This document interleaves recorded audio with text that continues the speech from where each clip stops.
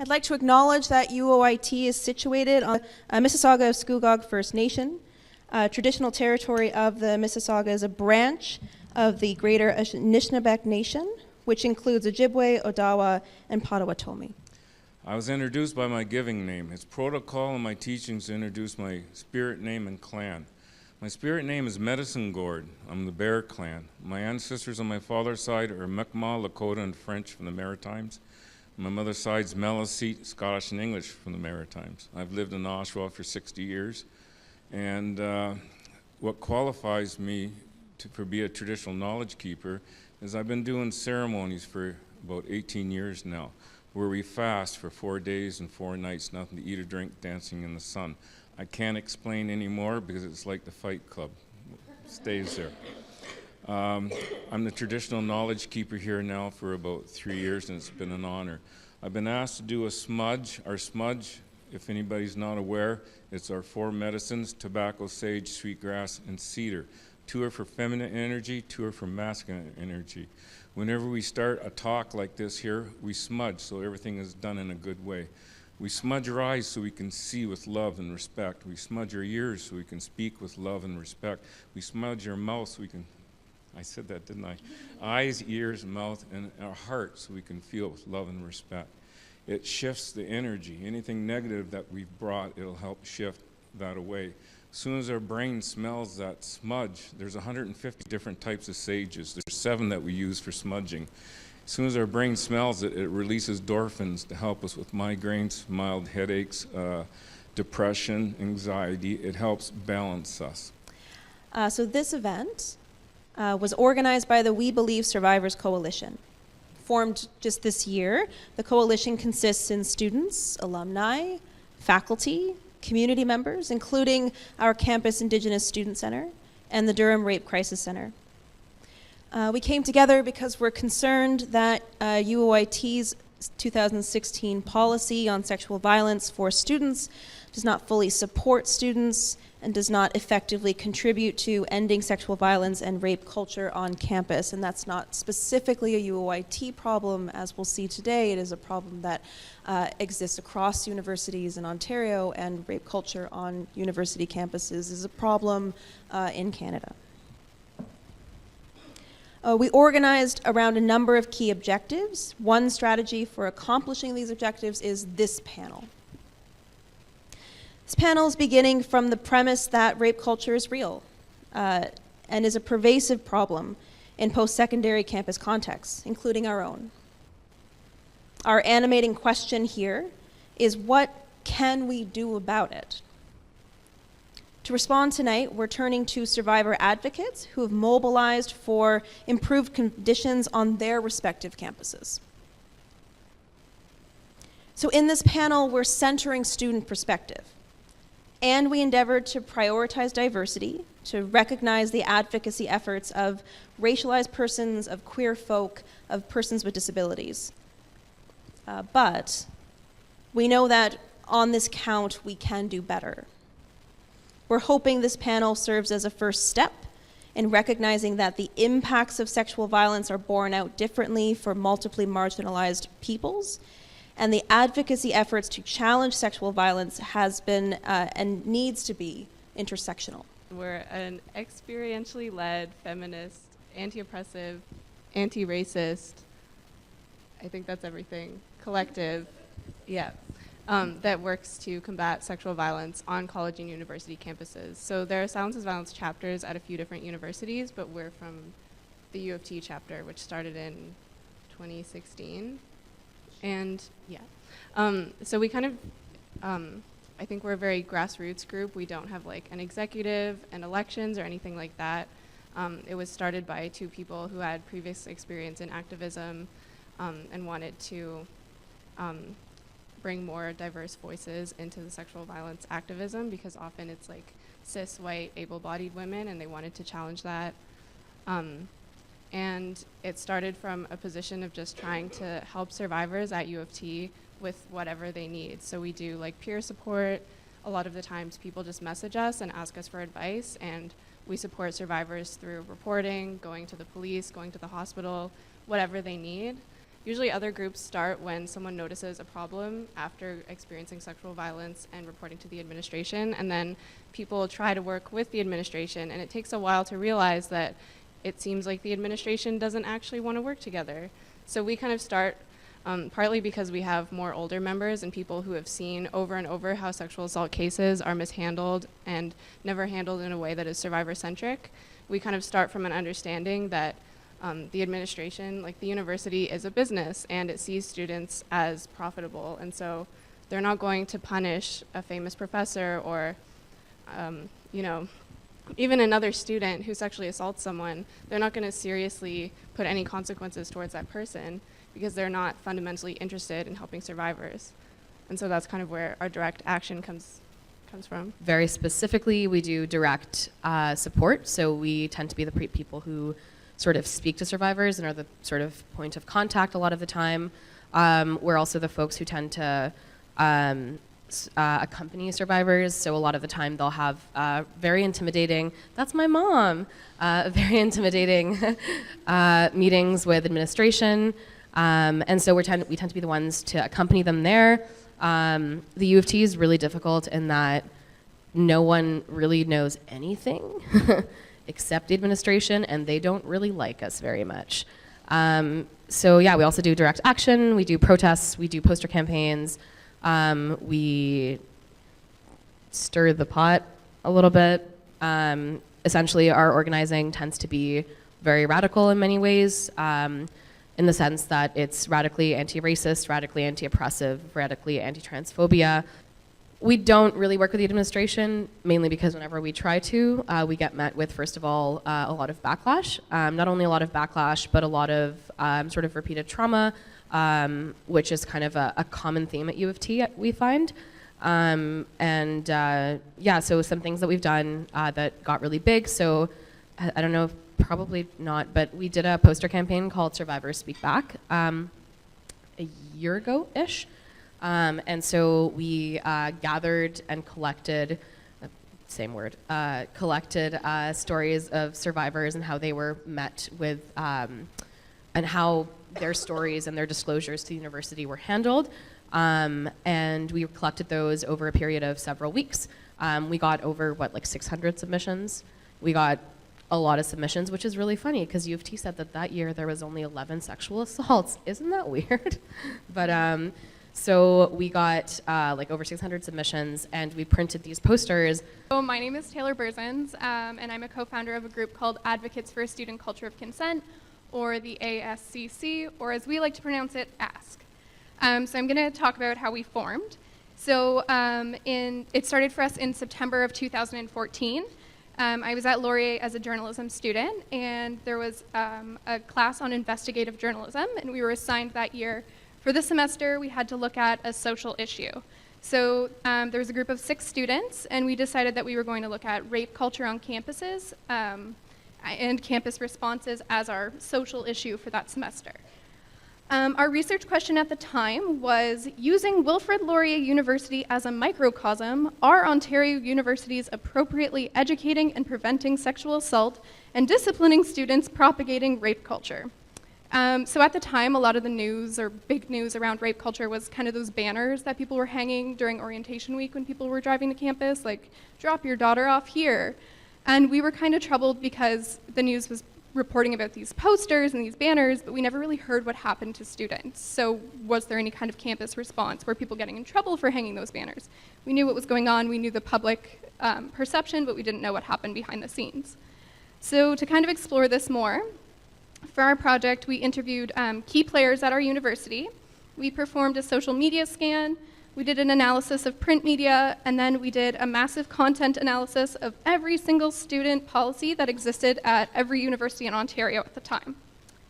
So I'm going to start by talking about the media analysis. At the time, we looked at 51 newspaper articles about sexual assaults. 17 of these articles were from campus newspapers.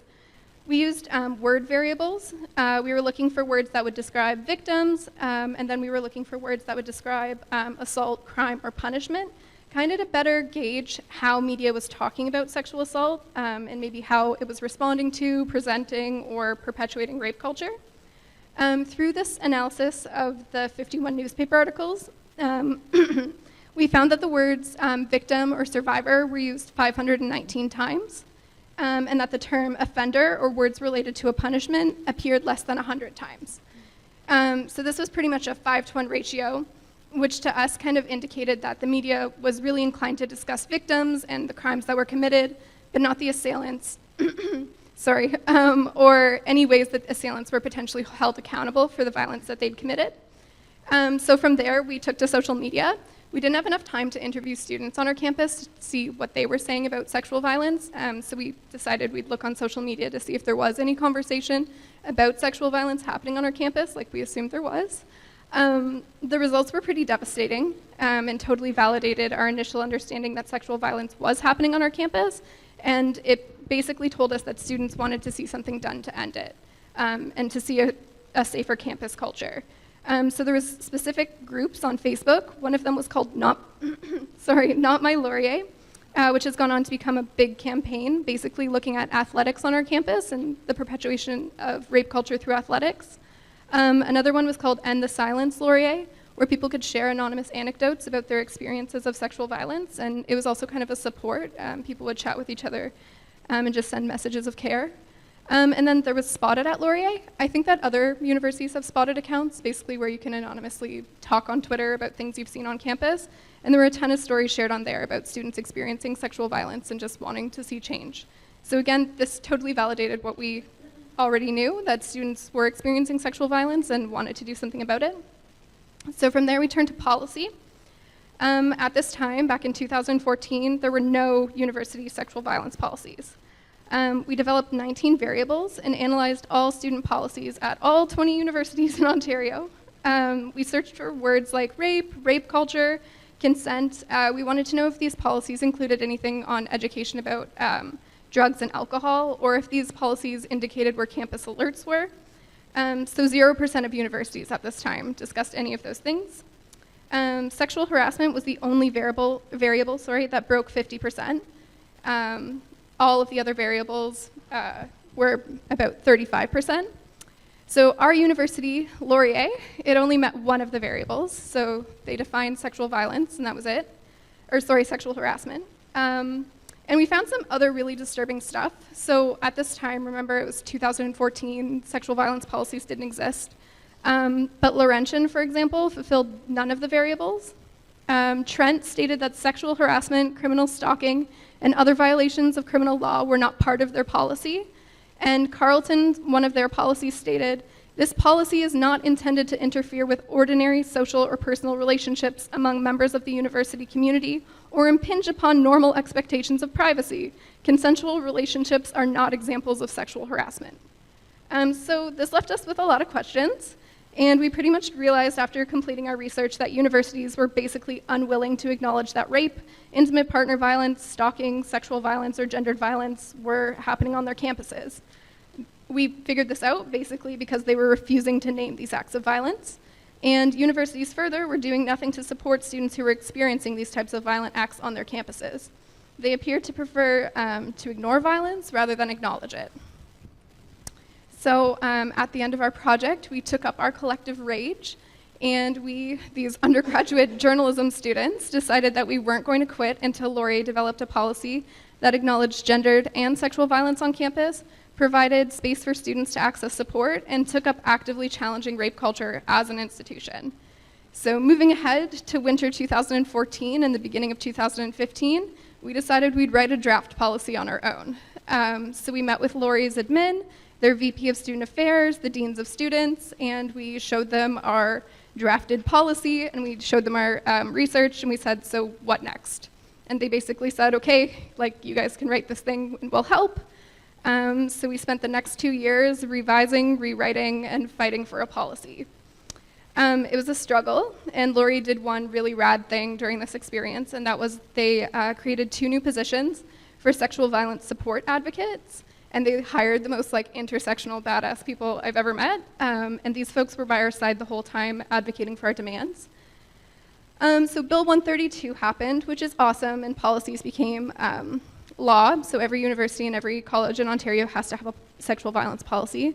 But this meant that some of the pieces that came into our policy in December 2016, they're not ours.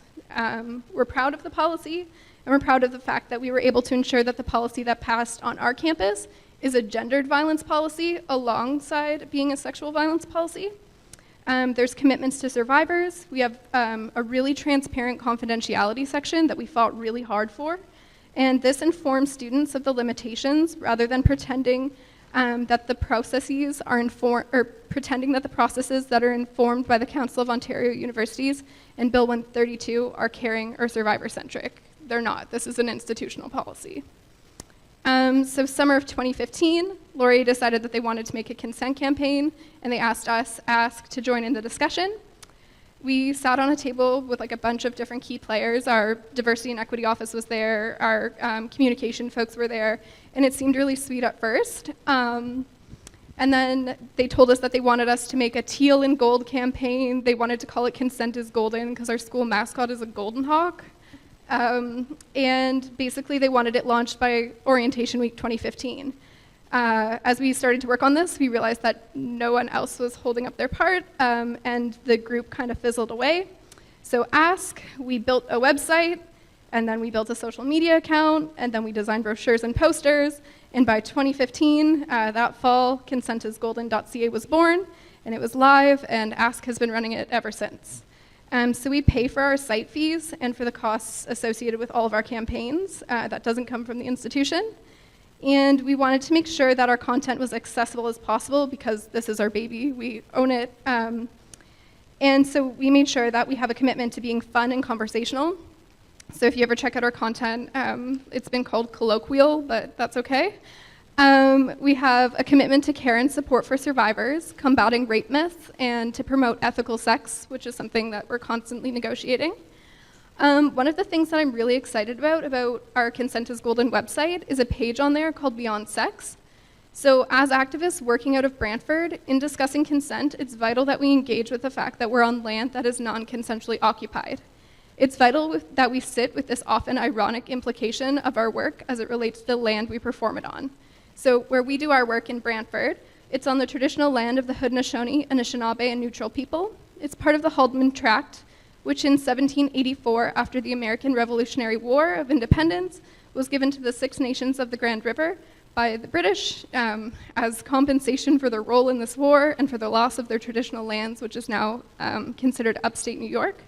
So of the 950,000 acres that were originally given to the Haudenosaunee, only 46,000 acres, so less than 5%, remains Six Nations land.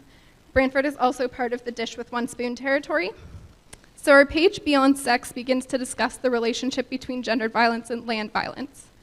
And I just think that's really important, and it's something that sets our consent campaign apart from others. And I also think that if we're going to start having conversations about consent and sexual violence and institutions, it's imperative that we have these conversations in nuanced ways that better reflect the fact that women, particularly women of color and trans and queer women, LGBTQ2+ identified folks, disabled folks, Indigenous people, and children are more likely to experience sexual violence in their lifetimes. I think that we really need to hold institutions accountable to these facts. Ask's research can remind us that institutions often choose to ignore more often than they choose to name violence. And with this in mind, we need to continue to be creative, resilient, angry, and caring as we proceed to combat rape culture on our campuses. So I've been doing some kind of activism around sexual violence at universities since about 2001. I started when I was an undergrad at McGill University. Maybe you've heard of it. They really liked to hear about sexual violence in connection with their universities, so we had fun there. And I got very politicized working at a sexual assault center that was run by students, all volunteer, non-hierarchical. We ran a crisis line, support groups. We did legal advocacy. I can't remember what else we did, but it was amazing, and that work really continues to inform what I do even today. So a lot of the sort of crisis training that I went through, and it centered survivors. So, I mean, that's why I'm here today, because of that work at the beginning. And I spent about 10 years at York University. Maybe you've heard of that one too. and organized around various incidents, I would say, and a sort of culture of denying the prevalence of sexual violence at York, particularly around some gang rapes that happened in 2008, and then the administration's continued failures responding to that. So now I'm at the University of Windsor, and the reason that I'm doing this, sort of a little bit on the other side, I think, is because Windsor is the first place that I ever heard of that had not tried to cover up the fact that sexual violence is happening at a university. And what we have is a program that originated through some faculty interventions, sort of in the middle to the upper levels in the university. So it's very different from some of the other settings I was involved in before, where the interventions are coming from the bottom up, from student mobilizing. In this case, it was quite different. And I can tell you there's more resources that have been invested in doing anti-sexual violence work, partly because they're more important to the university people involved in mobilizing for that. And I think that it is interesting to watch that unfold when there are faculty in leadership positions who are sort of putting their money where their mouth is, and particularly when their research is well known, right? So that's sort of the context of how the Bystander Initiative started. What we do is we have a series of bystander intervention workshops. They're peer facilitated across the university. We're in 3 faculties at the moment, and the program is currently rolling out to be offered across the whole university. And these workshops are fairly basic. They're facilitated by senior undergraduate students and law students to younger students. And what it does is sort of lays out some, creates a space for discussion of what sexual violence is, what it means, what is consent, some of the basic stuff that a lot of people do want to talk about, I think, in this context. Deconstructing some rape myths, talking about victim blaming, and then we also do some skills building. So we talk about different scenarios you might find yourself in, addressing some common situations that students are in, such as like maybe at a party or something, or like a work scenario, and sort of talking through all of the barriers to intervention and to supporting each other that we face in our everyday lives. So the idea of bystander intervention is that we are, you don't have to be an expert, and you can all do something. And it doesn't target individuals as potential victims or potential perpetrators. So there's like a common critique that it's not very radical because it makes space to not alienate men right away. And so, I've been negotiating around that, but I have also been working with a lot of really motivated men who are actually trying to find a way to be involved and be supportive of survivors and to be part of this space without taking up the space. And I've heard that, and I know that that's part of the goodwill that people are coming with. So I'd like to say it's nice to see some men here. We do see you. But I also know the negotiations that survivors are going through. So in our work, the peer facilitators that we train to run these workshops are 3rd and 4th year students. We have 2 different courses you have to take. And one is just a sexual violence as a social problem. It's very interdisciplinary. We do lots of cool stuff together. And that class, we try and reserve half the seats for men. And we do this because men are underrepresented in this work. And we actually want to create the possibility for men doing some of the work and getting the skills that you need to actually be part of this competently. And we also want to have a space for trusting dialogue. And so our recruitment strategies are quite interesting, and we intentionally create a space where survivors and people that are very anti-oppressive and have a lot of background in activism are in the same room as people that aren't coming from that space, and sometimes like athletes, for example. And people are very nervous in those spaces. So with some of the work that we're doing is sort of breaking down that the possibility that people who are very different can't talk to each other, but we take a long time. We do a lot of work around empathy, trust, thoughtfulness, what gaps we might have in our life experience, structural violence, colonization, racism, and how all of those structures are informing how we understand sexual violence. So that's some of the building blocks of what we do in the Bystander Initiative. And the reason that we use courses is so that we have an institutionalized way to continue training facilitators to run workshops every semester. So it's part of the second course is a practicum. And students train in practical skills so that they can deliver sort of reliable, higher quality kind of workshop education to younger students and sort of do the role modeling in that way. So that's the way that we achieve some kind of sustainability in our programming across the university on a quite a large scale. Other things that we do include campaigns. We have like a Draw the Line is the provincial campaign, so we use some of that messaging and the images to reinforce some of what the Bystander Workshop starts as a really baseline kind of moment of getting people thinking who weren't thinking before about these things. And there's a fair amount of research that we've been doing as well. And the research has supported each stage of building this larger initiative, including making the case for creating my position, which is meant to be permanent in the institution. So doing a 3-hour bystander workshop, no one thinks that's the best and only thing that we should do as an institution. And it should always be supported by a lot of other work. And my dream is students get confident and self-organize as well, right? So in this context, this is actually helping us create those connections between students who want to keep organizing around sexual violence and safety. So, I mean, that's good. I don't know if it would be an effective workshop or framework on other campuses. I actually am really excited about all the other grassroots stuff that's happening and that has come out of student organizing. So I'm not here to tell you it's the best solution for every single university, but it is something that I'm happy to have been part of implementing and to see how we can adapt it and actually use it to address some basic needs on our campus, and particularly around starting a conversation across a lot of differences.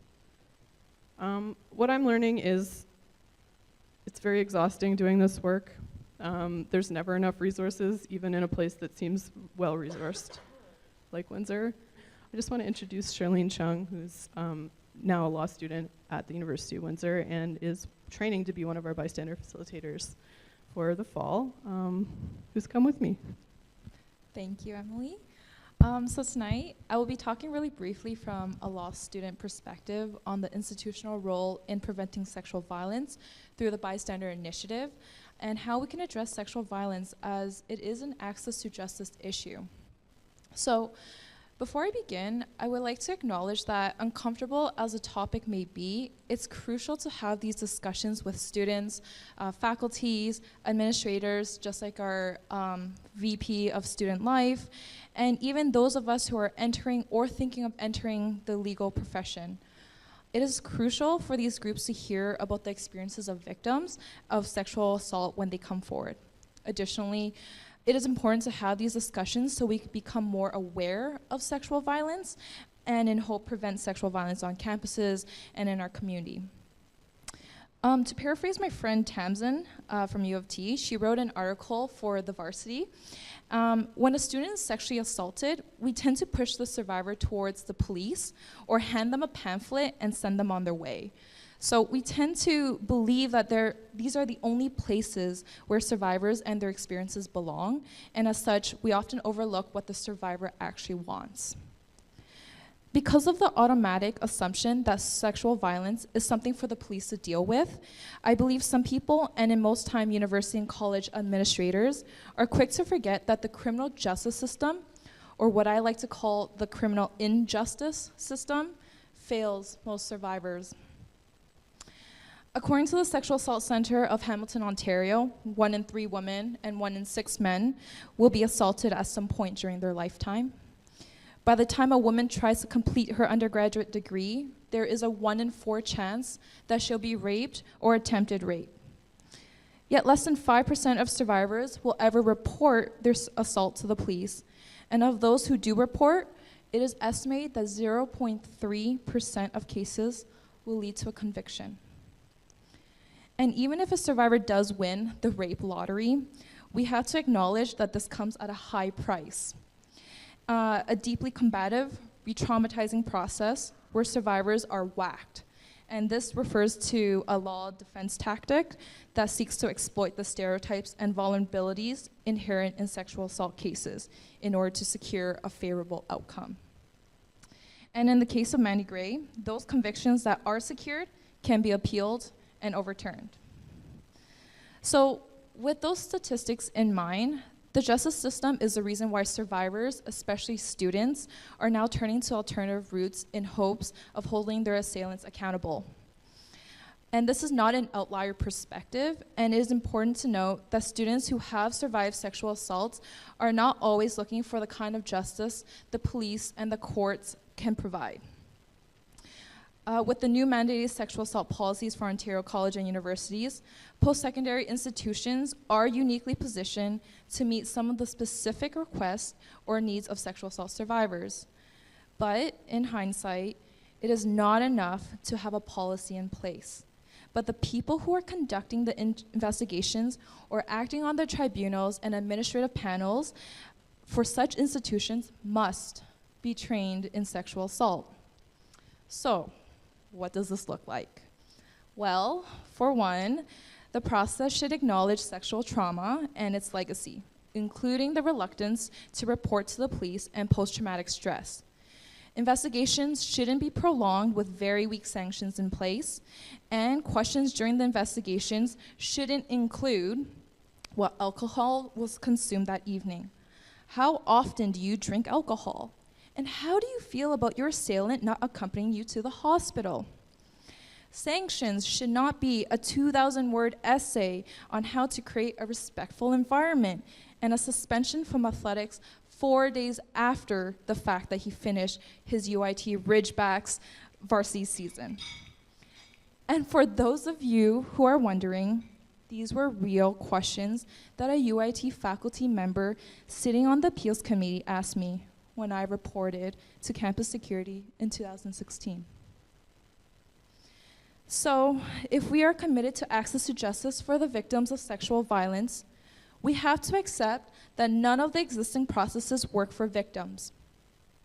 This includes UOIT's 2016 policy on sexual violence for students, as well as their past decision to investigate my sexual assault through an academic student code of conduct. Which, by the way, sexual assault is not an academic infraction.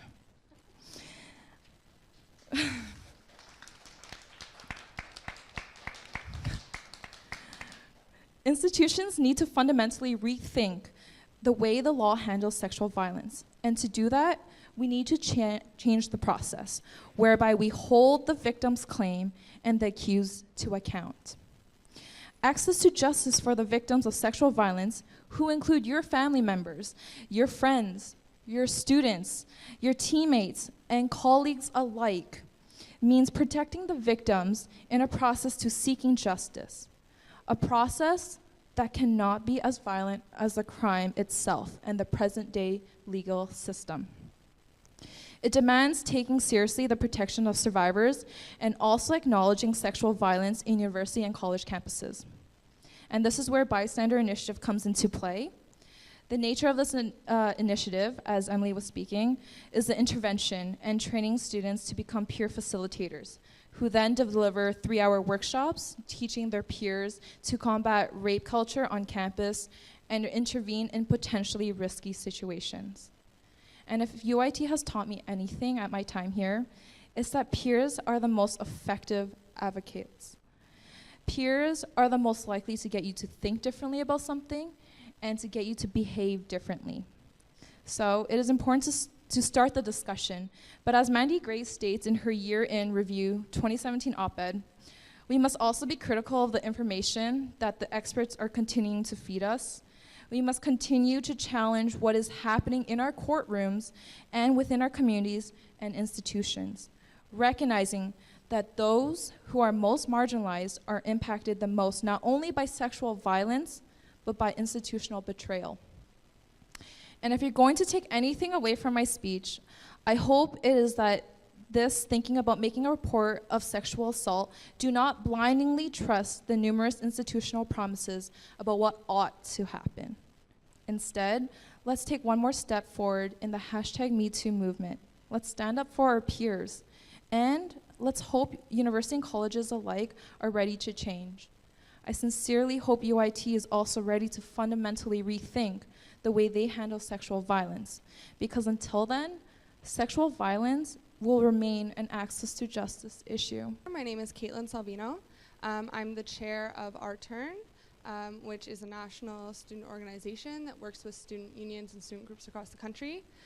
Also not mentioned, I'm currently working at McGill for the Student Society of McGill University, which is their student union, working with SACOMs to develop an internal sexual violence policy for the student union. So I'm not going to talk a lot about that, but campus sexual violence policies don't cover student unions. So last year at McGill, there was a really, really awful instance of an executive who was a serial perpetrator. And when it came out, the student union had no way to respond to it. So what I've been hard to do is to create an internal policy that is survivor-centric and as sensitive as one can possibly be in these processes to create a response to these issues. So if there are questions, I could also answer about that. But just to talk about Our Turn and kind of where I'm coming from and where the people that I work with are coming from. So it's been mentioned before that Ontario passed Bill 132, and that was a few years ago. And with that legislation, which was monumental in Canada, it required that universities create standalone sexual violence policies, consult students, and the policies have to be reviewed every 3 years. They didn't define what standalone policy meant. They didn't define what student consultation meant. And the 3-year deadline, they have no actual oversight over whether universities even pass these policies. So for example, the U of T sexual violence policy goes to the Student Code of Conduct while they claim it's a standalone sexual violence policy. And at Carleton, the student consultation was incredibly lacking. So my experience first getting involved with this, I really had I wasn't involved in this work until I received an email from my university asking for feedback on the draft sexual violence policy that Carleton had created. And when I read the policy, I was horrified. There was a president's exception clause within the policy whereby the president could give an exception to anyone, anywhere, without having to tell anyone. And when I reached out, I was in DC at the time on exchange, and when I reached out to my student unions and the other student groups on campus asking if they were doing anything, it seemed like no one was mobilizing. We were only given 2 weeks to give feedback to this online forum, and what we ended up doing was mobilizing at the grassroots level with the Human Rights Society and wrote this open letter recommending 5 reforms. And we're able to get 40 campus clubs and unions to sign, 300 students, and we sent it in. And we got nothing. The students that were at Carleton, they went to the Board of Governors meeting and they actually locked out the whole building where the board was meeting to talk about the sexual violence policy, and no student spoke to the board when they passed it. The 4 student representatives on the board of 32 people all voted against the policy, but they were the only ones. This policy was passed and we were told, well, 3 years, we're not gonna talk about it again. And we knew that it was still so problematic. We wrote a second open letter, got even more support. We started posting banners literally every day on the Carleton sign saying this is not our sexual violence policy, and it almost became a game with the campus security that we'd put them up and then 5 minutes later they'd rip them down, and it was every single day. It ended up with them threatening to kick us out of school, having police show up, and it got really aggressive. And in the meetings that we were able to even get into, the actual phrase that was said to us was, before we even started talking, was that there was no appetite to reform the policy. And so we're talking about people's lives, and this was how our administration responded. And we felt incredibly alone. When we reached out to the Ontario government, we were told that technically the school had checked the box, of consulting students, and there was really nothing that they could do. And so myself, along with the wonderful team of volunteers, started to work and convince our student union to create an action plan at Carleton for the students to lead this movement, because it really has always been student-led and it's always been survivor-led, and we wanted to be able to work with student unions that have the resources and seem to be sometimes the only group that institutions listen to in a really problematic way on these issues. And so it started at Carleton that we were going to make this holistic action plan. And as we were doing the consultation, as we were reaching out to other groups, as we were doing research, it just became incredibly clear that this was a national issue, that campuses across the country were having these issues. Other people were being shut out of these rooms. Students and survivors were not being listened to. And that's when we decided to make it national. So there was mentioning before of unpaid labor. Myself, I took the whole summer off to work on this.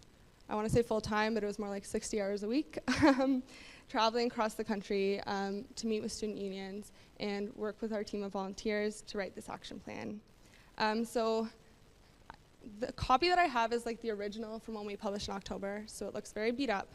But we published this in October, and it was signed by, at the time, 21 student unions from 8 provinces across the country. Now we have 28 student union and student group partners. And essentially, it's an adaptable action plan that's a holistic response to sexual violence that encompasses prevention, support, and advocacy. It has guiding principles already mentioned, such as like anti-racism, centralizing intersectionality, not only acknowledging that individuals from marginalized groups experience sexual violence at higher rates, but ensuring that they're also in the rooms and able to advocate for themselves.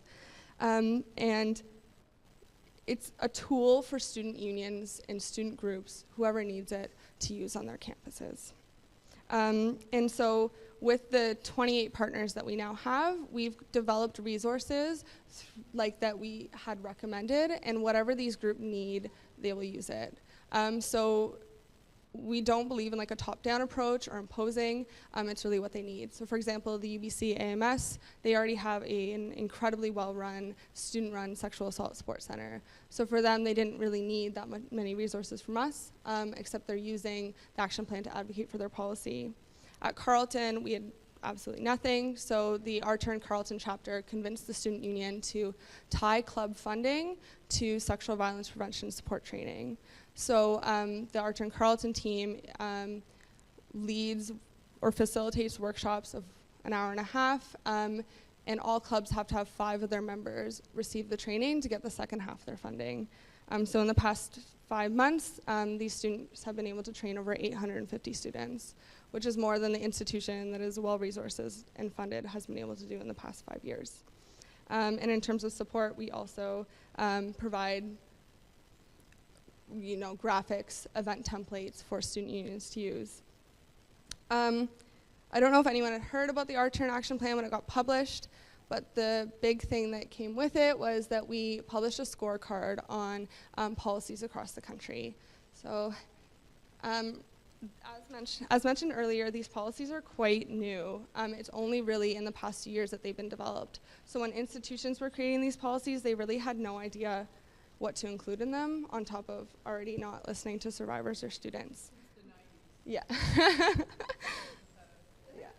So what we ended up doing was our research team, we read 60 sexual violence policies from across the country and consulted with various groups, closed consultation sessions, open, talking with student unions and student groups to identify criteria that they would want in a sexual violence policy that would be survivor-centric. And so what we ended up doing was created a scorecard of 45 different criteria that should be included in these policies to better protect survivors. And so stuff like clear timelines, having face-to-face protections or accommodations such as video technology in between, having rape shield protections where they can't ask you questions about your past sexual history, mandatory training for these people who are deciding cases or investigating. And we worked with the student unions that signed on to grade their own policies. So what we ended up publishing was on 14 institutions across the country, their scorecard. This is one example, and this would be Miguel's. received a C-. And when this came out, it was kind of like the big media focus as opposed to the other stuff that we work on, such as prevention and support. I do want to do kind of a disclaimer that policies aren't enough. Even if you can have all these clauses behind closed doors, more often than not, we know that schools aren't following them and they're violating individuals' rights and they're horribly, horribly mistreating people. But at least this was kind of like a baseline for people to advocate for them to be written down and included so that people can hold schools accountable later. In terms of how it's gone since the action plan was published, as people can probably understand, it was very stressful publishing things that threaten the reputation of big institutions like UBC, McGill, U of T, Dalhousie, but it has been going quite well. No institution will publicly say that they've read the report, but behind closed doors they all have. And many of the student unions and student groups that we worked with have been successfully able to advocate for changes. So I was just in Halifax a week and a half ago, and I was speaking with the DSU, the Dalhousie Student Union, and they're completely redoing their sexual violence policy, and their administration has been, since the report being published, has been incredibly receptive. And DSU was really, really nervous about publishing this. They thought that they'd be kicked out of the room and not able to be part of it, but it's shifted. And Dalhousie is using this almost as a point-by-point form on ways to improve. Something for me that's really meaningful at Carleton, just 2 weeks ago there was a report presented to the Board of Governors by Equity Services, who is another organization or department that wouldn't work with us. And in the report published to the Board of Governors, the same board that said they wouldn't revisit the policy for 3 years kicked us out. The report says, we know that we said we wouldn't do this, but we think that we should reform the policy within the next year, and these are the 8 things that should be reformed, and all of them come from the open letters we wrote for this report. And that's really meaningful, especially coming from knowing how awful it was at Carleton and how unreceptive they were. I guess since the action plan has been published, we shifted from this organization that was just writing the research to, I guess, a national student survivor-led organization that keeps working one-on-one with the student groups, anyone that wants to work with us. So currently we're working with the We Believe Survivors Coalition to support them, to really work with them on what their needs. We have a team of people from across the country representing a variety of intersections to keep doing this labor that I'll repeat is unpaid and exhausting sometimes.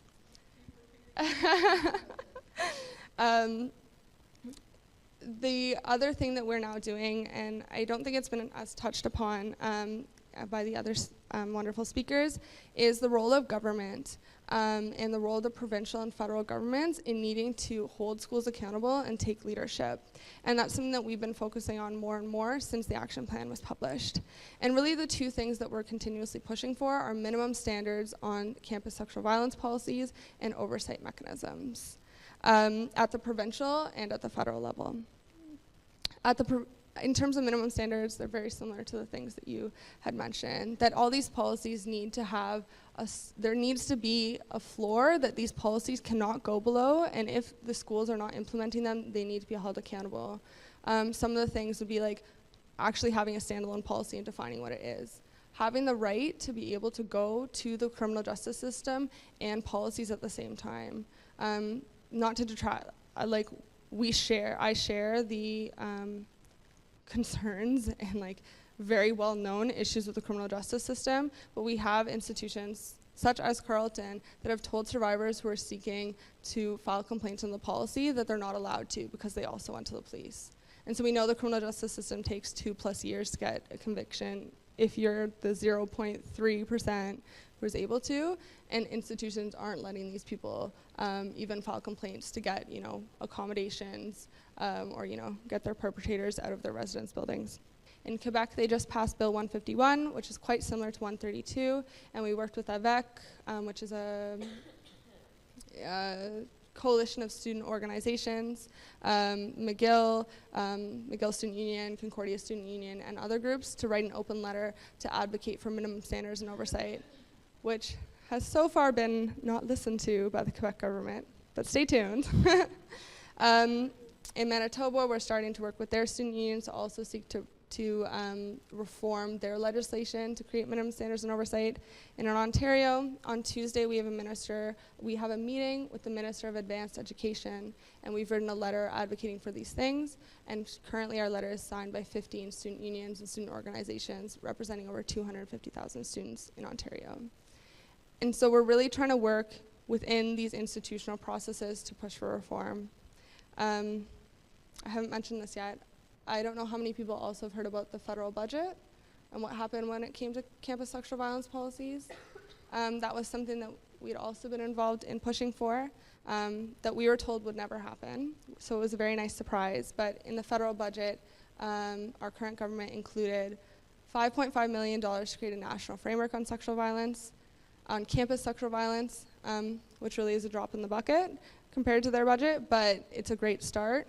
And they included the ability to look into possibly cutting funding to institutions that do not properly address sexual violence on campuses. And it sounds like a very small thing, but like the amount of institutions that have suddenly responded and suddenly want to listen to their students because of this is shocking. So to keep pushing for that and ensuring that the government also has to listen to students and survivors. To conclude, I've spoken a lot, so I feel like there's probably questions and other people should be speaking, but I think that the main thing that where we're coming from in our organization is that the voices of students, the voices of survivors, and the voices of survivors who come from marginalized identities or communities must be centralized in all of these discussions. They must be present in the meetings, and they must be listened to. Survivor centrism is only achieved if you only listen to them.